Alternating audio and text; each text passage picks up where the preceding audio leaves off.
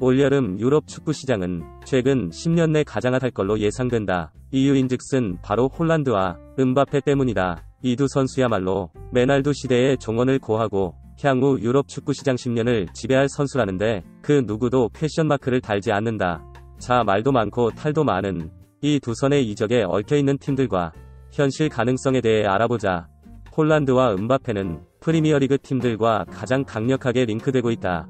이유인즉슨 가장 돈이 많이 몰리고 주목도도 높은 리그에서 뛰고 싶은 건 모든 선수의 바람이라 이 둘도 예외일 수 없고, 또 대안이 될 수 있는 라리가는 메시와 호날두의 시대가 저무누라 예전만큼의 주목도를 끌기 어렵기 때문에 아마도 이 둘의 행선지는 프리미어리그로 귀결될 확률이 높다고 본다. 프리미어리그에선 맨시티와 맨유가 가장 적극적이다. 그중 맨시티는 압도적인 자금력과 최근 압도적인 성적 등 선수 입장에서도 매력적인 요소가 많은 팀이다.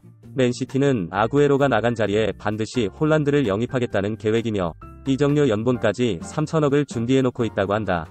아마도 홀란드뿐 아니라 가능하다면 음바페까지 함께 영입하려고 할 것으로 보이며 이번 여름 유럽 축구의 제왕이자 이적 시장의 가장 큰 승자가 될 가능성이 높다.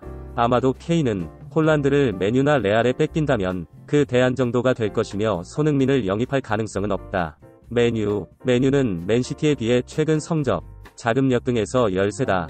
하지만 홀란드의 돌문트 이적 초기부터 맨유 이적과 관련한 서브 옵션이 있는 거 아니냐는 말들이 나왔었다. 맨유와 홀란드의 진지한 접촉이 있었던 것도 사실이고, 솔사르 감독과 홀란드의 관계 때문에 객관적 조건의 열세에도 불구 홀란드 영입에 있어서 맨시티의 강력한 경쟁자이다. 역시 홀란드가 불가능하다면 음바페 영입에 공을 들일 것이고 케인은 영입하지 않을 것이다. 이유인즉슨 홀란드나 음바페는 작년 여름 로또 아파트로 수만 대 1의 경쟁률을 기록했던 35억짜리 아크로 포레스트처럼 대단히 비싸지만 일단 사두면 향후 10년을 우승컵 수집에 요긴하게 써먹을 수 있고 5년 정도 잘 써먹고 팔아도 프리미엄을 붙여 팔 수 있는 선수들이기 때문이다. 현재 저 35억짜리 아파트는 10개월 만에 프리미엄이 30억이 붙어 65억이다. 이렇게 일단 잡으면 초대박인 선수들이기 때문에 전술적 고려나 감독과 궁합 따위는 상관없이 돈이 있다면 무조건 잡으려 할 것이며 맨유 역시 홀란드가 안 된다면 음바페라도 잡을 것이다. 하지만 케인은 맨유에서 살 확률은 거의 없다. 이유인즉슨 맨시티와 달리 맨유는 3년 정도 써먹을 수 있으나 이후 지불한 이적료를 회수할 수 없는 현재 29의 케인을 2천억 내외를 주고 살 만큼 부자 구단은 아니다. 오히려 홀란드 음바페 사냥에 모두 실패한다면 손흥민은 1천억 내외로 박지성과의 좋은 기억 등을 고려 노려볼 수 있을 것이다. 그러므로 다가오는 맨유전 손흥민지 지대로 우드워드 앞에서 헤드트릭으로 무력 시위를 해줄 것을 기대해본다. 결론적으로 맨시티가 음바페와 홀란드 둘 다 혹은 둘 중 하나는 반드시 먹을 수 있을 것이다. 아울러 홀란드를 못 잡는다면 케인 역시 보도대로 맨시티 행이 가능할 것이고 맨유는 음바페와 홀란드 둘 중 하나는 잡을 수 있는 확률이 있고 실패 시 케인 대신 손흥민의 이적이 가능할 수 있다. 라리가는 레알이 음바페와 홀란드 둘 다 잡겠다고 열을 올리고 있으나 둘 중 하나도 잡기 어렵다고 보며 만약 영입에 성공한다면 음바페 정도의 영입이 가능하다고 본다. 음바페 홀란드 둘 다 놓친다면 역시 케인은 맨유와 같은 이유로 잡지 않을 것이며 손흥민의 자리는 마련될 수도 있다. 맨유와 비슷한 정도의 스탠스를 가지고 있는 팀이다.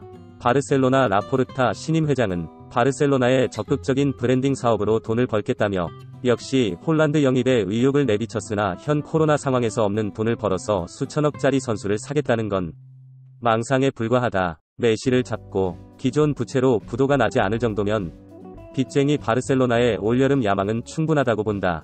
리그앙의 파리의 주인인 카타르 국왕 셰이크 구단주는 현재 파리 대신 프리미어 팀을 살걸 연병할 돈을 준 때도 이놈들이 안 온다네 하고 선수 영입의 어려움을 토로하며 후회를 하고 있을 것이다. 물론 가문에 돈이 얼마 있는지 셀 수가 없다고 하니 프리미어 리그 팀도 조만간 인수하지 않을까 싶기도 하지만 꼴랑 1년에 100억 좀 넘게 벌면서 집이 너무 많아서 자기 집을 셀 수도 없다고 자랑하는 신기반기한 모 학원 강사도 있으니 뭐든 셀 수 없다 하는 인간들은 다소 믿을 수 없긴 하다.